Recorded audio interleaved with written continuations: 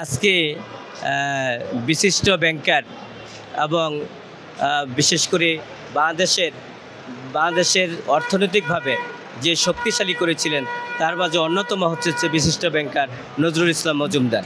ওনাকে আজকে যাত্রাবাড়ি থানার একটা হত্যা মামলায় গ্রেপ্তার দেখানো হয়েছে। গ্রেপ্তার দেখানো হলে বাংলাদেশের সর্বোচ্চ আদালতের কতগুলো নির্দিষ্ট কারণ থাকে, সেই কারণগুলির একটি কারণও রাষ্ট্রপক্ষ দেখাতে সক্ষম হননি, সমস্ত কারণগুলি রাষ্ট্রপক্ষ দেখাতে ব্যর্থ হয়েছেন।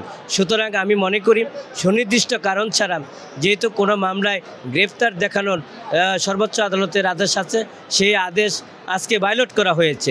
এবং আজকে উনি আপনারা জানেন যে অসুস্থ, এবং বিশেষ করে উনি গুরুতর অসুস্থ ছিলেন এবং আদালতে ওঠানোর পরে উনি এজলাসে এবং পড়ে যাওয়ার অবস্থা ছিল।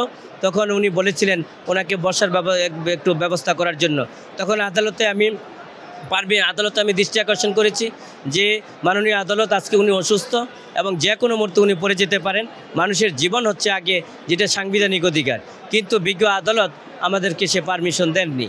আমরা যে অসুস্থ সেটাকে আমরা মরে যে প্রমাণ করব যে আমরা অসুস্থ, যা আমাদের সাথে নিষ্ঠুর আচরণ করা হয়েছে, অমানবিক আচরণ করা হয়েছে, যা সম্পূর্ণভাবে সংবিধানকে ভায়োলেট করা হয়েছে। মামলায় এজাহারে ওনার নাম নেই।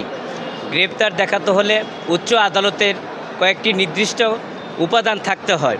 সেই উপাদানগুলো রাষ্ট্রপক্ষ আদালতের সামনে উপস্থাপন করতে ব্যর্থ হয়েছেন।